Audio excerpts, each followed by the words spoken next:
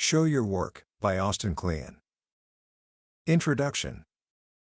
Imagine you're floating in space, hundreds of miles above the Earth, inside the silent, weightless world of the International Space Station. Down below, the planet is a swirling marble of blue and white. Up here, your job is to conduct complex scientific experiments. But today, your mission is a little different. Today, you're going to show millions of people how you brush your teeth in zero gravity. This isn't a science fiction movie. This was the reality for astronaut Chris Hadfield. While commanding the space station, he didn't just do his official work, he showed his work. He tweeted photos of Earth from his window, he recorded music, and he made simple YouTube videos about the mundane details of life in orbit, clipping his nails, making a sandwich, even how he slept. And the world was absolutely captivated. People weren't just interested in the glorious outcome of space travel, they were fascinated by the process. They wanted to see how the sausage gets made, even if that sausage was being made in a tin can orbiting the globe at 17,000 miles per hour. Now, why am I telling you this? Because there's a powerful lesson in Commander Hadfield's story for anyone who creates, builds, or dreams of making their mark on the world. We live in an age where we're constantly told we need to promote ourselves, to build a personal brand, to network. And for many of us, especially those of us who are a little more introverted, the very idea of self-promotion feels, well, it feels awful. It feels like we're being asked to become something we're not, a slick, loud, bragging salesperson. What if there was another way? A quieter, more generous, more authentic path to getting your work noticed? That is the brilliant, simple promise of a little book that has become a modern classic for creatives, Show Your Work, by Austin Kleon. This isn't just a book, it's a manual for a new way of operating in the world. It's for the artist, the entrepreneur, the student, anyone who hates the idea of self-promotion but still wants to find an audience for the things they care about. In our time together today, I'm going to share the profound wisdom packed into this small but mighty book. And I'll make you a bold promise. By the end of our conversation, you will see that you don't need to be a genius to get noticed. You don't need a fancy marketing budget. You don't need to be an expert. You just need to learn the gentle art of showing your work. And in doing so, you won't just find an audience, they will find you. Book summary. Let's start by tearing down the biggest, most destructive myth about creativity there is. It's a story we've been told for centuries, and it's a story that holds so many of us back. It's the myth of the lone genius. You know the one. It's the image of a solitary figure, a Beethoven, a Picasso, an Einstein, struck by a bolt of divine inspiration. This superhuman talent toils away in secret, free from any influence, until one day they emerge with a finished masterpiece to the sound of thunderous applause. It's a romantic story, but it's also a lie. And it's a dangerous one, because it makes creativity feel like an antisocial act, a gift bestowed upon a chosen few. It leaves the rest of us standing on the sidelines, just gawking in awe. But Austin Kleon introduces us to a much healthier, and frankly, more truthful, way of thinking about where great ideas come from. It's a concept the musician Brian Eno calls scenius. Scenius is the idea that creativity isn't born in a vacuum, it's born from a scene. It comes from an ecology of talent, a group of people who are all supporting each other, looking at each other's work, copying from each other, stealing ideas, and contributing ideas. Good work is a collaboration, the result of a mind connected to other minds. What's so liberating about this idea is that it makes room for the rest of us. You don't have to be a genius to contribute to a scenius. You just have to be willing to share your ideas, to start conversations, and to make connections. And this is where the first, most crucial mindset shift happens. It's the decision to be an amateur. In our culture, amateur can sound like an insult. but the word's origin is beautiful. In French, it means lover. An amateur is someone who does something for the pure love of it, not for fame or for money. And in today's world, the amateur often has a massive advantage over the professional. Why? Because amateurs have little to lose. They are willing to try anything, to experiment, to follow their whims, and to share the results. They're not afraid to make mistakes or look ridiculous in public. Think about it. The Zen monk Shunryu Suzuki once said, "In the beginner's mind, there are many possibilities. In the expert's mind, there are few." The amateur is full of possibilities. They are in love with what they're doing, so they don't hesitate to try things that others might think are silly or stupid. But as the writer Clay Shirky reminds us, the stupidest possible creative act is still a creative act. The real gap isn't between mediocre and good, it's between doing something and doing nothing. Amateurs know this. They know that contributing something is always better than contributing nothing. So, how do you start? You start by sharing what you love. But a little voice might pop into your head right about now, saying, "But I haven't found my voice yet." We're always told to find your voice. But Kleon argues that this is backward. You don't find your voice and then use it. The only way to find your voice is to use it. It's already built into you. Just talk about the things you love, and your voice will follow. In this day and age, this idea is more important than ever. Because if your work isn't online, it basically doesn't exist. We all have a voice, an opportunity to have our say, but so many of us are wasting it. If all this sounds scary, Kleon offers a sobering, yet strangely motivating, piece of advice: read the obituaries. Seriously. He suggests you do it every morning. Because remembering that you will one day be dead is one of the most powerful tools for making big choices in life. As Steve Jobs once said, fear of embarrassment, fear of failure, all of it just falls away in the face of death, leaving only what is truly important. Reading about people who lived full lives, who started as amateurs and got to where they were going, can inspire you to get up and do something with yours. Obituaries aren't about death, they're about life. They are, as Kleon puts it, like a near-death experience for cowards. Once you've embraced this new mindset, that you don't have to be a genius, that it's good to be an amateur, and that life is short, the next step is a practical one. It's the central pillar of the entire book: think process, not product. Traditionally, artists and creators were taught to keep their process a secret. You were supposed to toil away behind closed doors and only reveal the polished, finished product. To the world, all that mattered was the artwork, the noun. To you, the creator, what mattered was the artwork, the verb, the daily grind, the sketches, the mistakes, the inspiration. But in the pre-digital age, there was no easy way to share that messy, wonderful process. Today, that has completely changed. The internet allows you to take people behind the scenes. You can share your sketches, your works in progress, your influences, the tools you use. And here's the secret: people are deeply interested in other human beings and what they do. They really do want to see how the sausage gets made. By sharing your day-to-day process, you can form a unique, ongoing connection with people who care about the same things you do. This brings us back to Commander Hatfield. Most of us aren't astronauts. We feel like we have nothing glamorous to show at the end of the day. But Kleon insists that whatever your work is, there is an art to what you do, and there are people who would be interested in that art, if only you presented it to them in the right way. So how do you do it, especially when you feel like you have nothing to show? You become a documentarian of what you do. Start a work journal. Take photos of your work at different stages. Shoot video of yourself working.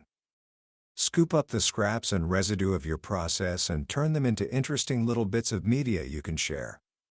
Most of us carry a multimedia studio in our pockets every day in the form of a smartphone. Use it. Even if you never share any of it, the act of documenting your process will help you see your own work more clearly and feel like you're making progress.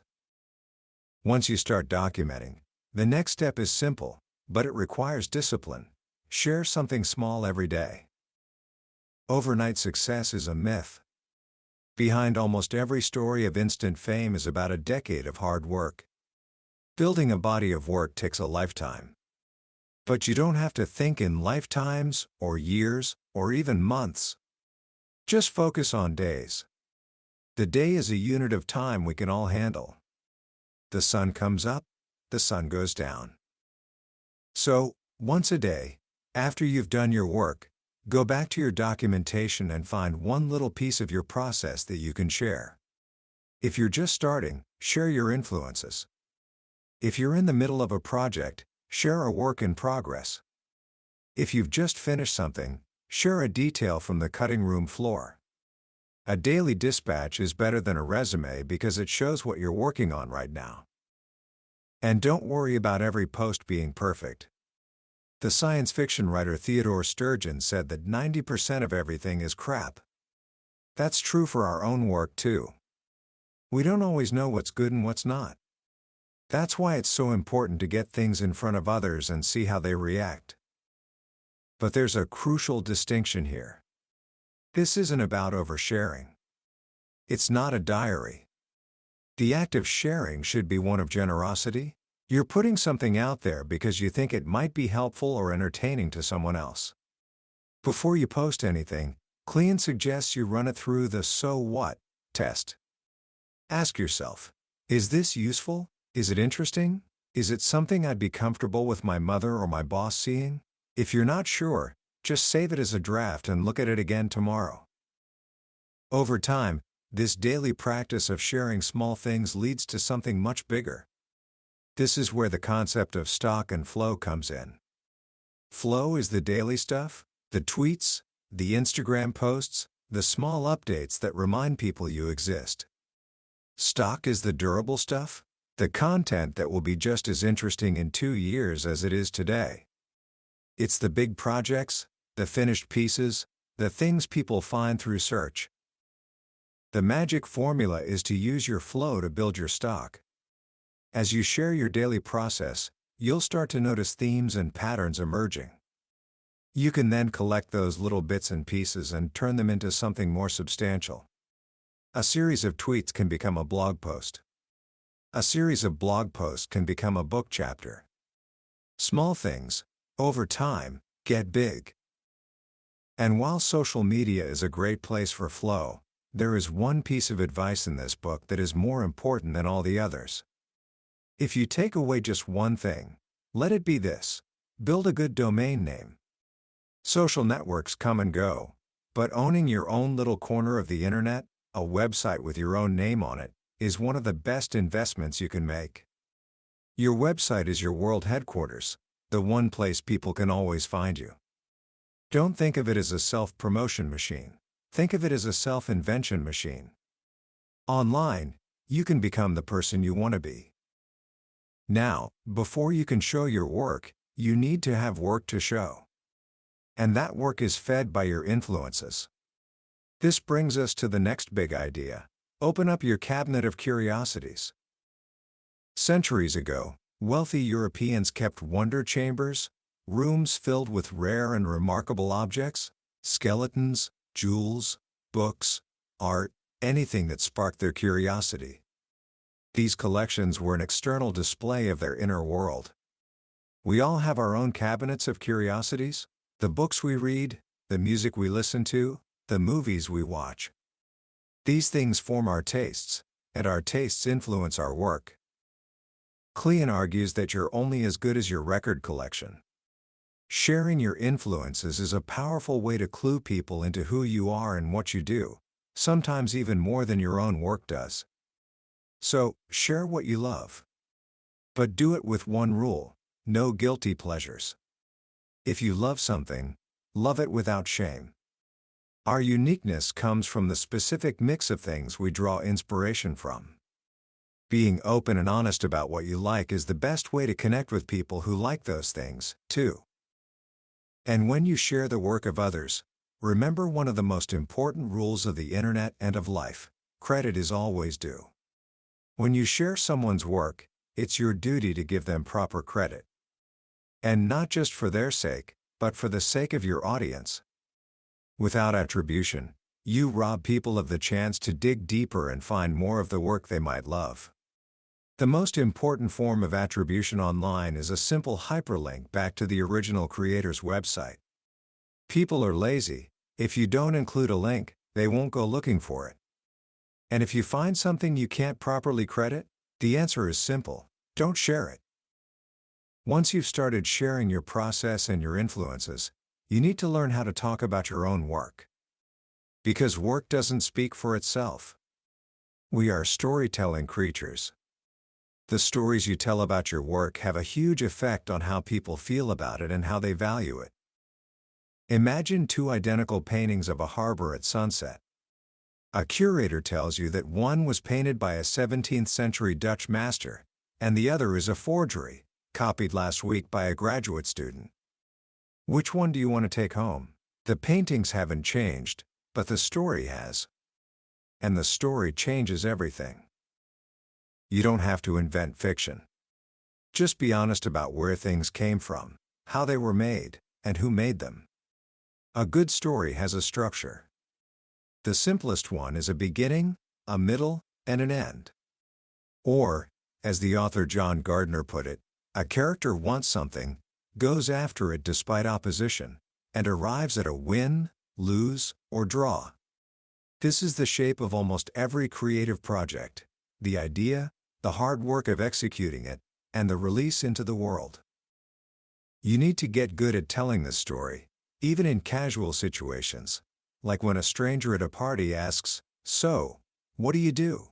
Don't treat it as an interrogation. Treat it as an opportunity to connect. Practice explaining what you do in a way that a kindergartner or a senior citizen could understand. And when you write your bio, keep it short, state the facts, and strike all the adjectives. You're not an aspiring photographer. You're a photographer. As you start sharing more, you'll naturally begin to attract an audience. And one of the most powerful things you can do for that audience is to teach what you know. Think of the world-famous Franklin Barbecue in Austin, Texas. In a notoriously secretive industry, the owner, Aaron Franklin, created a whole YouTube series teaching people every single one of his trade secrets. Why would he do that?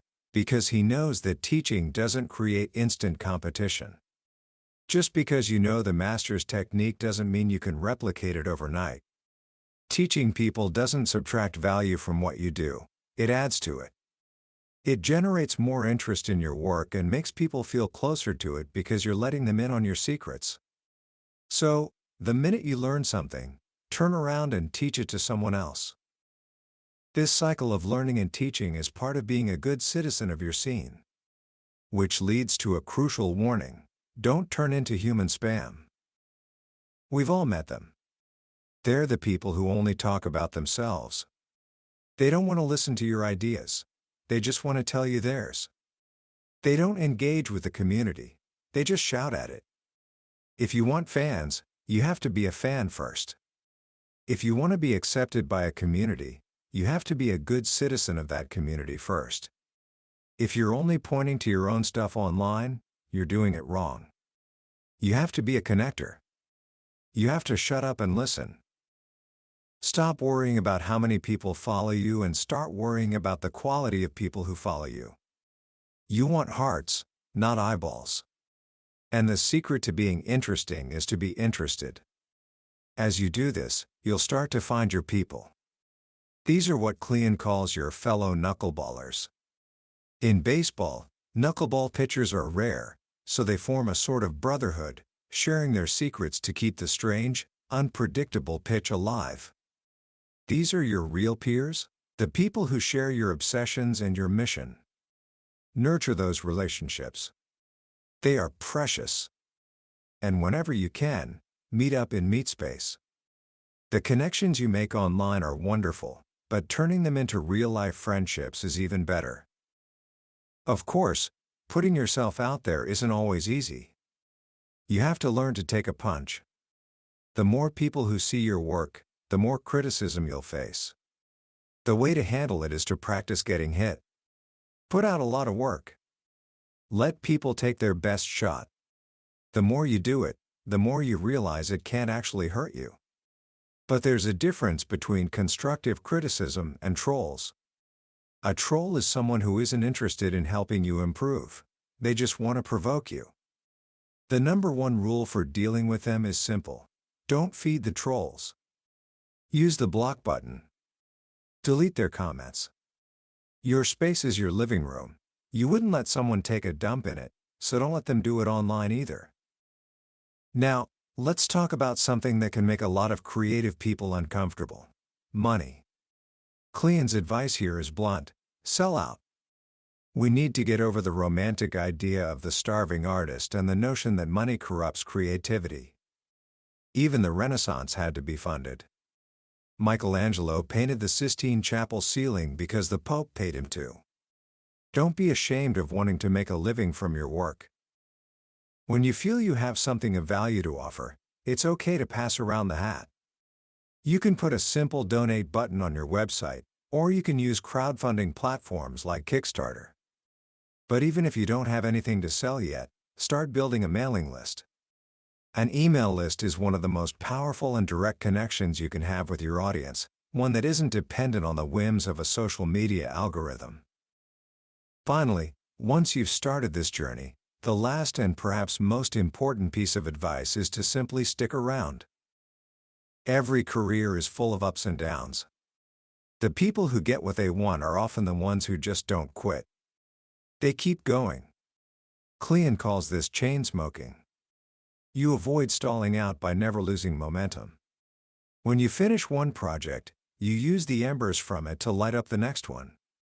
You ask yourself what you missed, what you could have done better, and you jump right into the next thing. But you also need to know when to rest.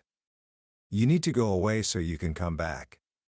Taking sabbaticals, whether for a year, a month, or just during your daily commute, is essential for recharging and getting inspired again.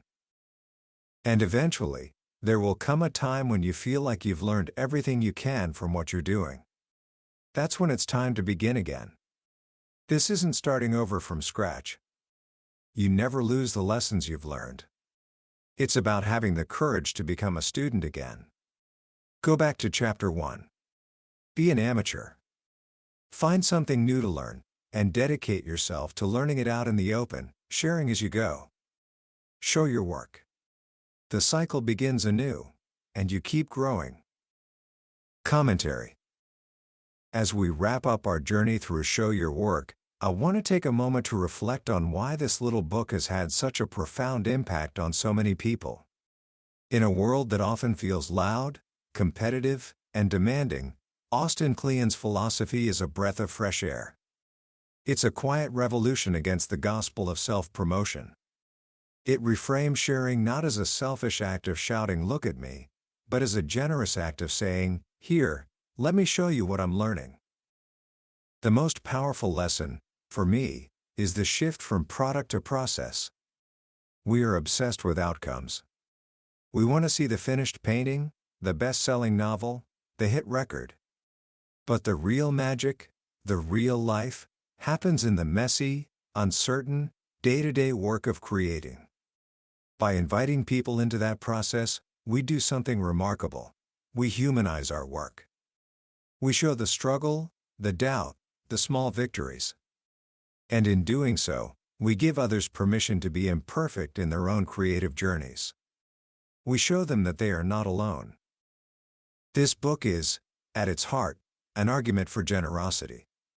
It suggests that by giving away our knowledge, our influences, and our process, we don't lose anything. In fact, we gain everything. We build a community, we receive feedback that makes our work better, and we get a free education that lasts a lifetime.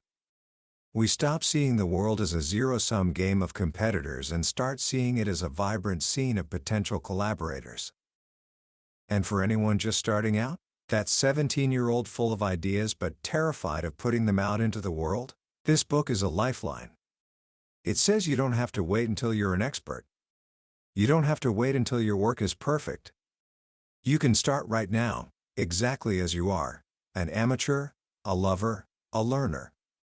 Your journey, in and of itself, is something worth sharing.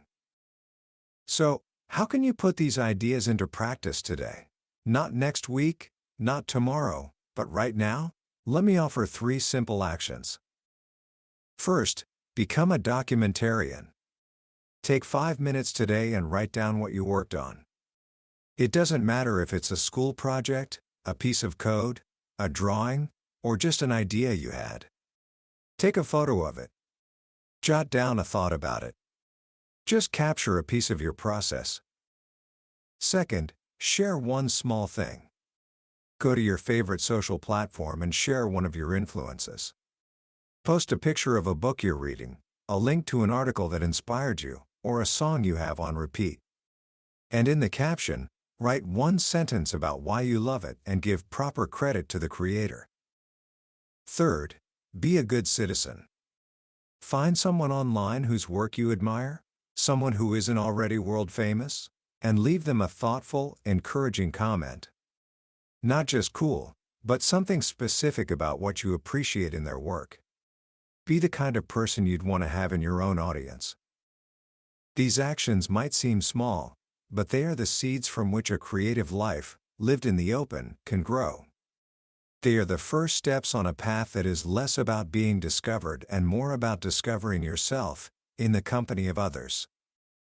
That was a look inside Show Your Work, by Austin Kleon. We've covered the core principles today, but I'll be honest with you. A summary is like looking at a map of a beautiful country.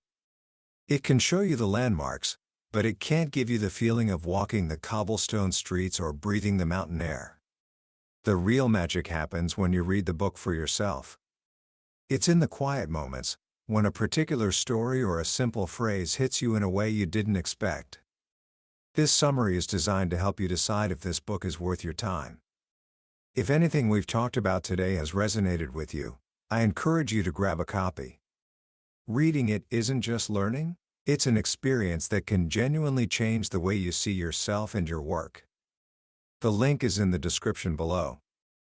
Also, if this journey through the book's ideas has sparked something in you, please consider hitting that like button and subscribing to the channel.